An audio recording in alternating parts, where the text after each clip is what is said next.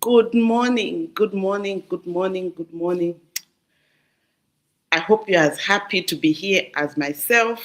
Today is day 47 of the Free Mentorship Academy on what I have called um, the productivity activism, which was conferred on me. So I just use this platform to just share that productivity is indeed something that will be able to carry us forward.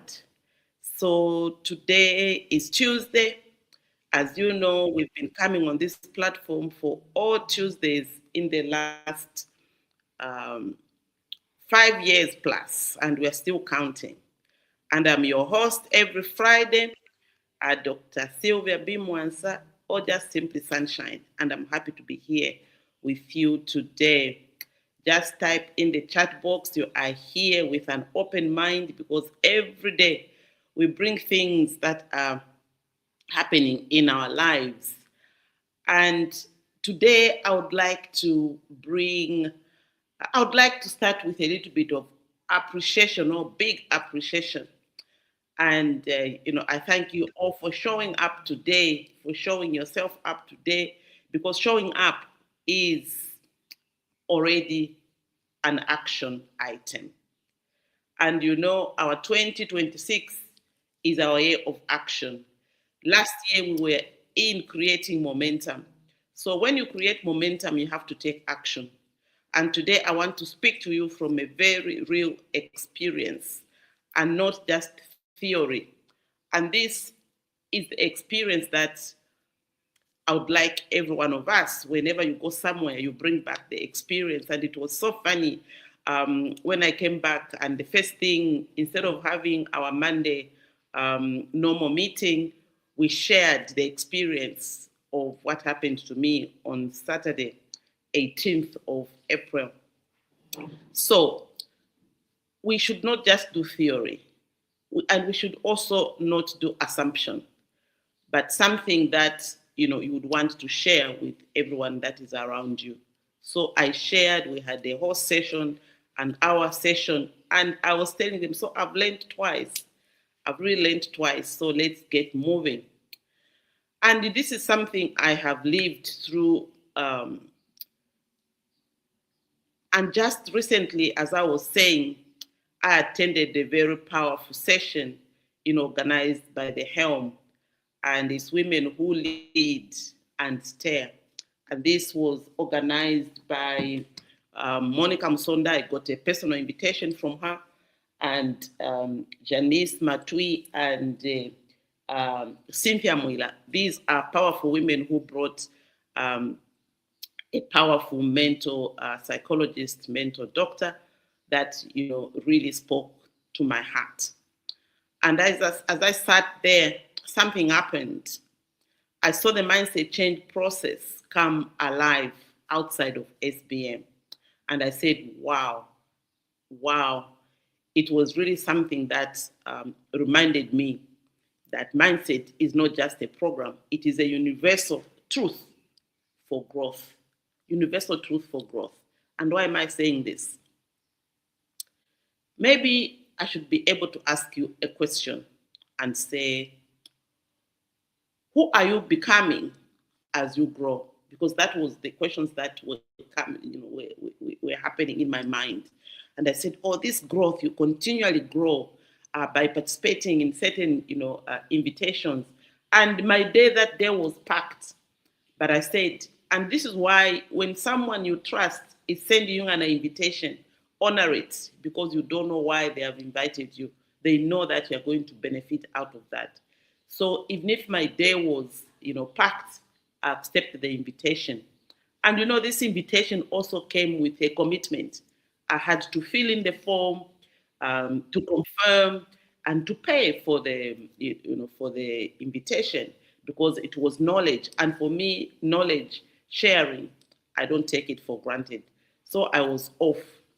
And this is why I'm starting with asking you, because for me that was growth. And I'm asking you today, who are you becoming as you grow? because growth is not just exciting where you go places and you leave it at that. Growth is what becomes of your mind, each time that you think of growing. Please close my door.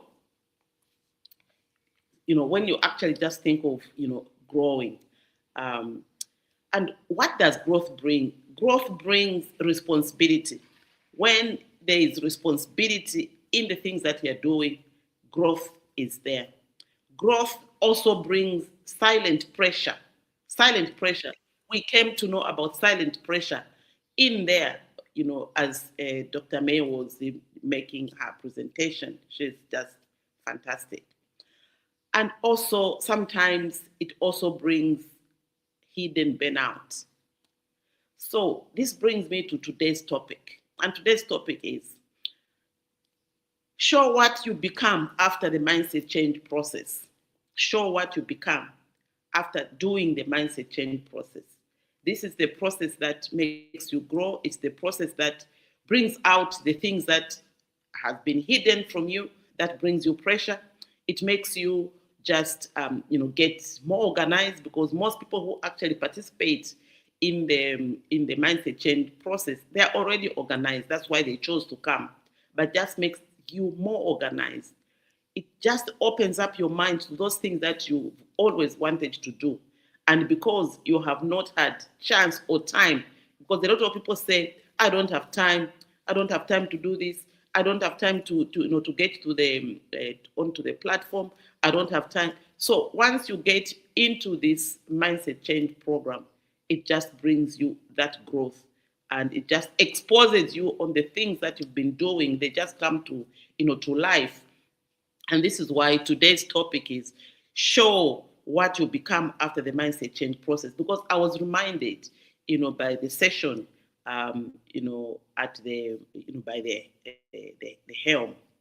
So I just want to share that for me, that was a breakthrough moment. It was just a breakthrough moment where I'm saying, I really do not know how to market the mindset change process, because there it was, we had a room, 50 people. And she also just said, I don't want more than 50 people. But of course, being in Zambia, even if they say don't come, when they say don't come, that's when you come.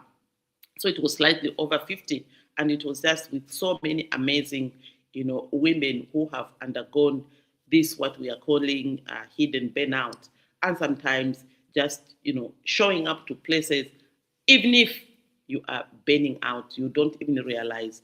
So the mindset change process actually brings out that hidden burnout, and also what I saw there, after they have taken you out of your burnout, or after they have shown you this is what it is to have a burnout, and you go and deal yourself with with the rest of the things. And that's what makes the mindset change a differentiator, because it actually gives you the tools so that you can practice. Once you shift your mindset to say, this is what I want to do, it also gives you the tools so that you can be able to, to manage your life. And, at the session, there was an icebreaker called the stinking fish. An icebreaker called the stinking fish. And when the fish is rotten, and I know we have used this when we were actually dealing with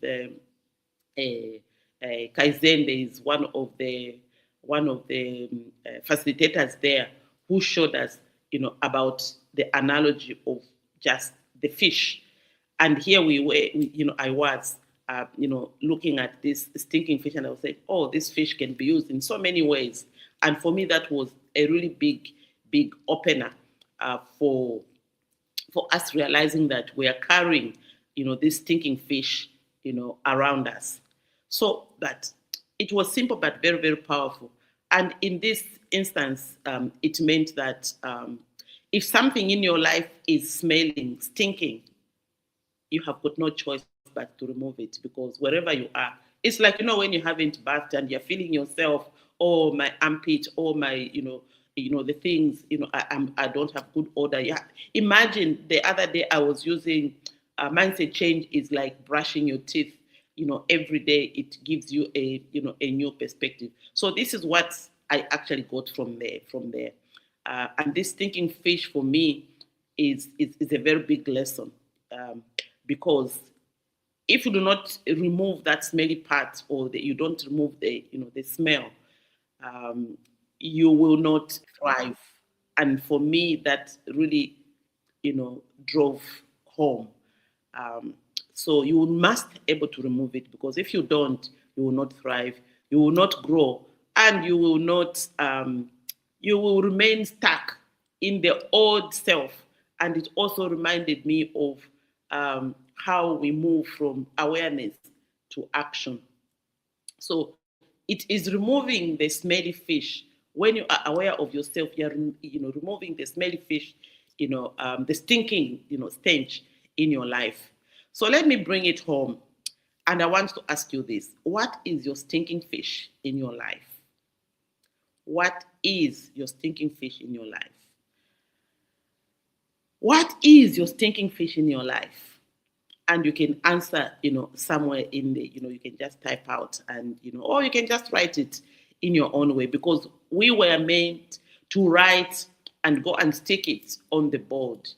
And it was so amazing on how people just went out there and took out all their stinking, fish. They removed it. We all wrote, and we stuck them on the wall. And it was so amazing that even if you didn't write it, someone wrote it for you. And there were many, many tears there that were flowing because of recognizing their stinking fish. So I urge you out there to actually remove that, a stinking thing in your life. It might be relationships. It might be, toxic relationships. It could be, just all these things that we don't. It could be the things, procrastination. It could be a fear. It could be so many things that you want to get rid of. So, for example, like I've said, a toxic relationship, poor habits, or bad habits that we keep, a fear of stepping up, procrastination, and all the things that you see. So you see, the mindset change process forces you to control this, this kind of mindset. That is why many people fear transformation. They tell you that you need to transform your life. You need to do this. We even know the route, but then we cannot even go ahead and do it because of the fear of transformation. You fear of who you will become, and this is why we are saying, do not fear. Just sign up on one of these days, so that you can be able to just let go of the bad habits that you have, or the procrastination that you have, or just that toxic relationship where you discover now yourself that you are enough and you're capable and you'll be able to do anything that you want, because it requires you to let go of all these things that are there. So the hidden truth about high achievers, I was like, wow. So there's hidden things about high achievers. You see them smiling, you see them taking teams, somewhere. You see them, you just don't know what is happening in their lives. Uh, and I just want to let us talk about something people do not say openly. This is hidden burnout. High achievers look fine on the outside, but inside they are dealing with pressure. And I heard, I witnessed, the pressure that people have, which sometimes leads into stress. And I also discovered the true meaning of stress, because we were actually being talked to personally, at your personal level. We were talked to. We we were talked to at that level where you see yourself. And when you see yourself in that line, you start to think, all these things are my own fault. And if you do not realize that it's your own fault, you are stressed. And stressed is the word. And let me break down stressed the way I learned it on Saturday at the Helm by Dr. May. She's May Mona. But because of the long name, so she's just Dr. May. Every day it's a May Day, and you have to be productive.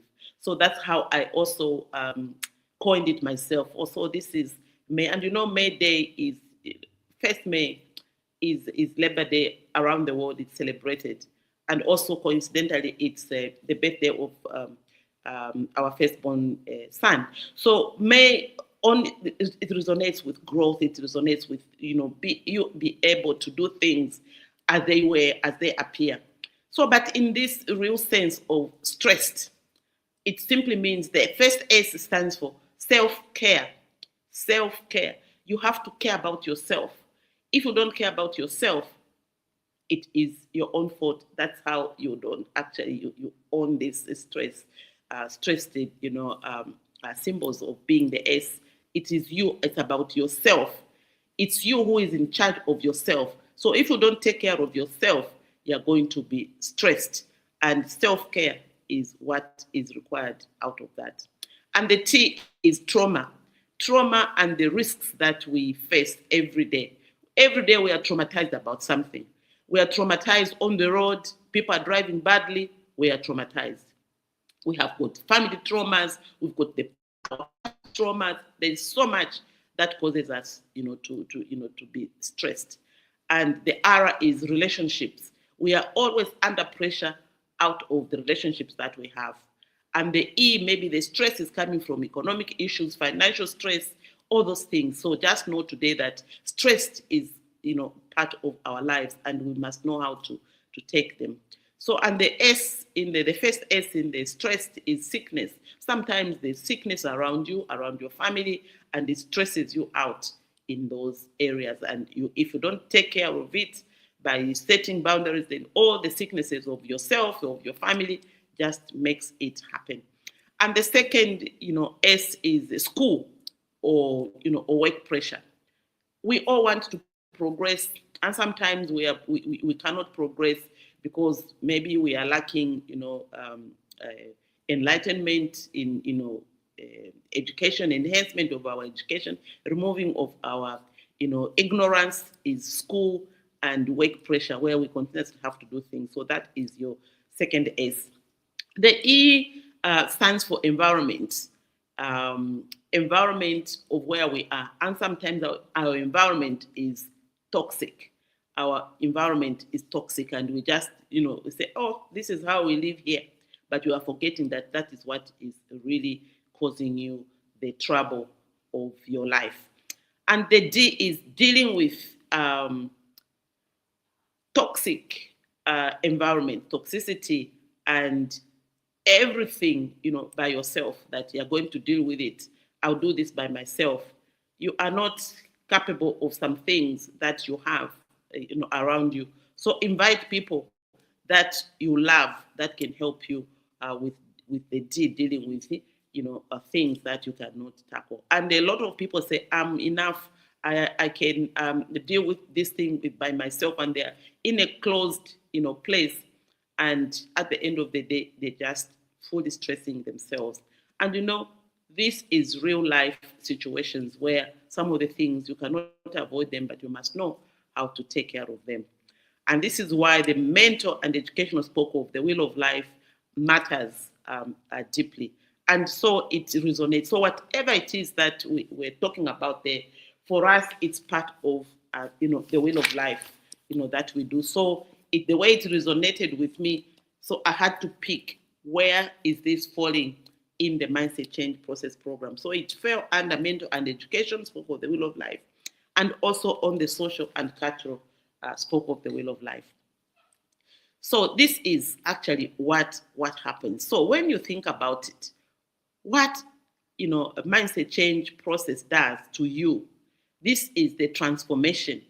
This is the transformation that that comes out of you taking this course.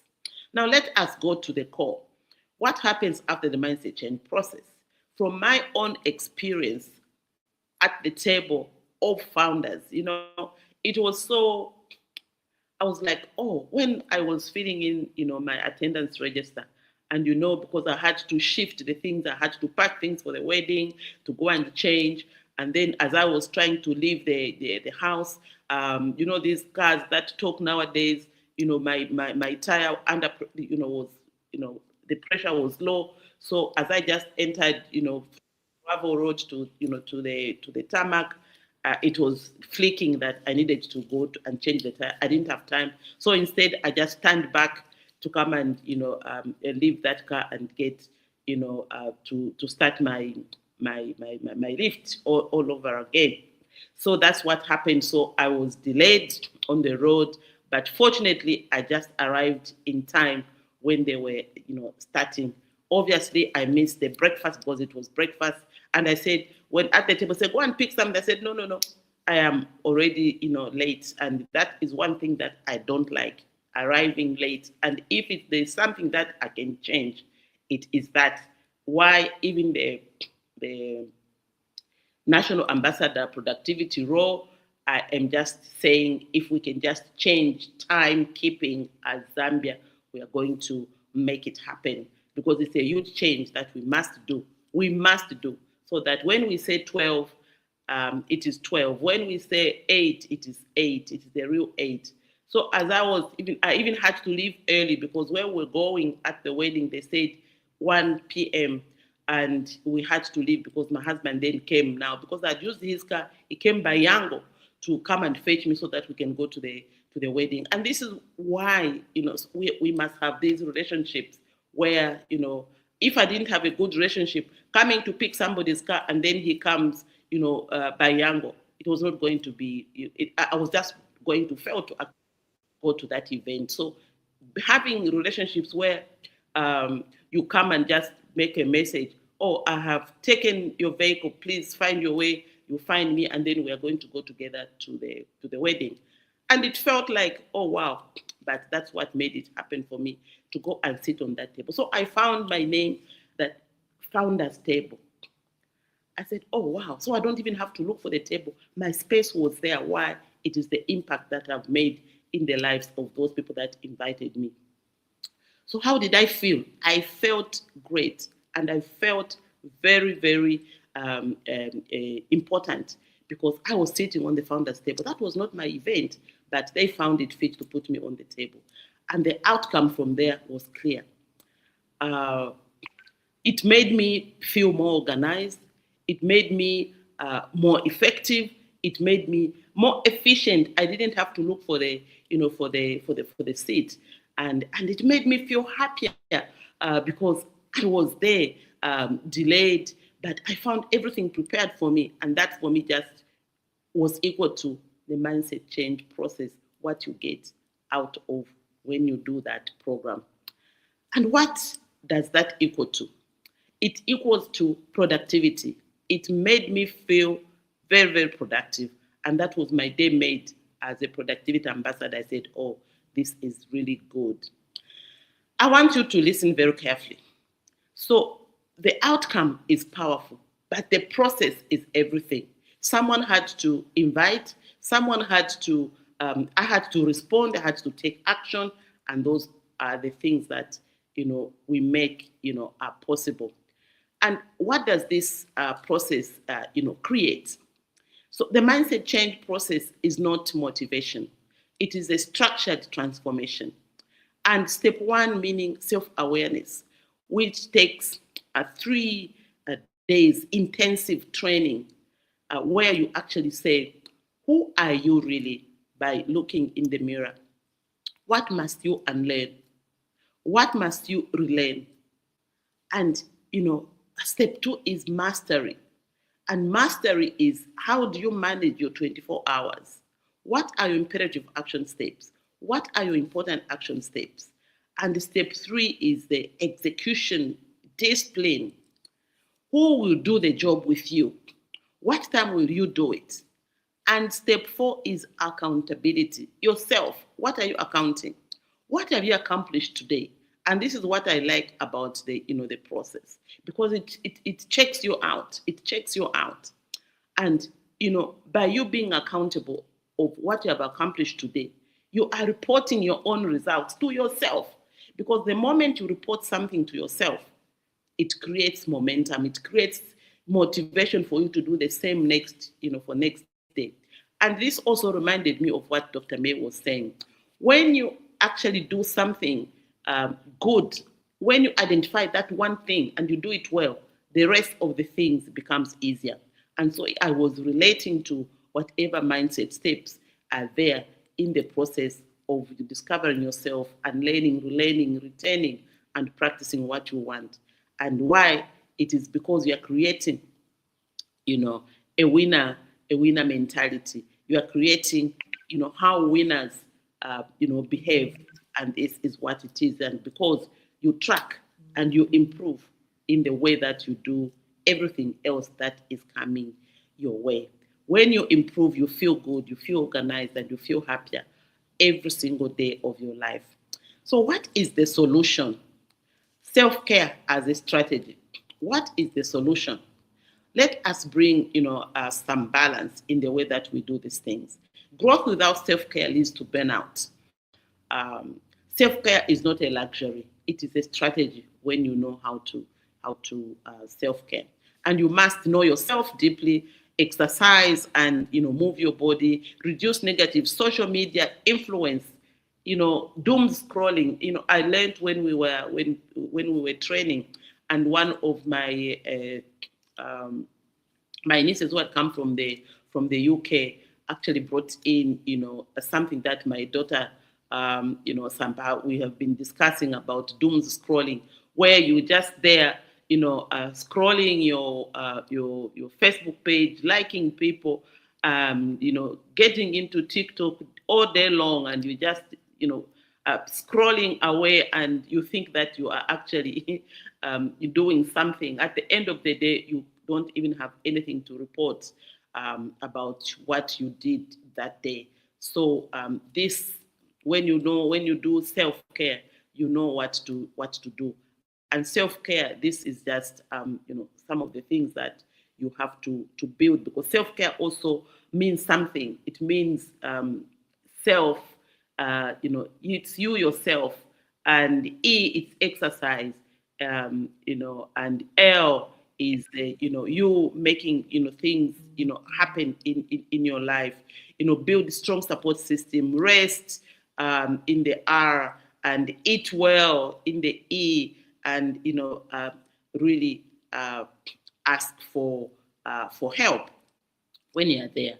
So when you come to mindset change, these are some of the things that we really go through, and we want you to just shift and be that person that you are on a daily basis. So my personal impact story, let me share something very personal. Sitting at the founders table, I felt something shift. I saw organization in the way that people did, effectiveness and happiness, and I realized that this is the outcome of the mindset change process, which is not a theory, it's not just talk, and it's lived reality. So as we come to our conclusion, let me leave something with you. Growth is beautiful, so get inside it and make sure that you are undergoing the things that make you grow. But growth demands responsibility. Are you responsible for the things that you want to get? And if you do not remove those things that are making you or just let's call it the stinking fish, if you do not remove your stinking fish, you will sabotage your own progress, because it means you're not identifying the things that are there in front of you. And what is the call to action that I am asking you to do? Today, I want you to reflect. What is your stinking fish? What is your stinking fish? What must you unlearn immediately? And what just one action will you take today? And this action is actually either you take up the opener to mindset change for yourself and your team, if you are running an organization, an institution, NGO, you can just take on the opener to mindset change. If you go to my status, last night I was just thinking about this, and I said, let's be day 47 to be about the change makers. So if you're a change maker where you're seated, it is now the right time for you to move and make sure that you are doing something about the things that you want to happen. And this is to shift mindset. And I remember even when we were launching the apprenticeship in Livingstone, I was sitting next to a ILO chief who said, without mindset, the whole thing on this apprenticeship program would be like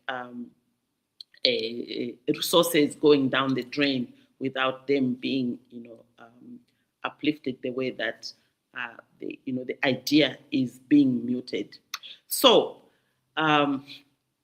when you find out something that is great, when you mood something that is great, do the process, because you are not going to just look at the end result. You have to travel the process, because the process makes you take that action. And this is what it is. As I sign off, what is one thing you know you must let go? Are you productive or just busy? I remember the PS at the Ministry of Labor saying, are you just a busy bee? So are you productive or just busy? What does self-care mean to you personally? And what is one action you will take in the next 24 hours? Because you've got 24 hours that you must be able to, to deal with.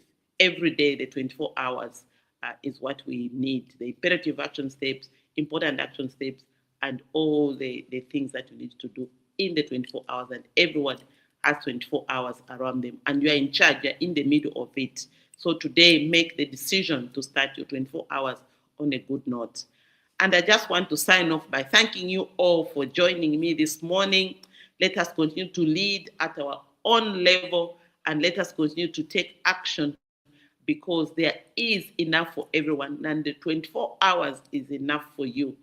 And we are saying you can do it. You can make sure that everyone around you, you can avoid the stressed moments, and you can also take self-care.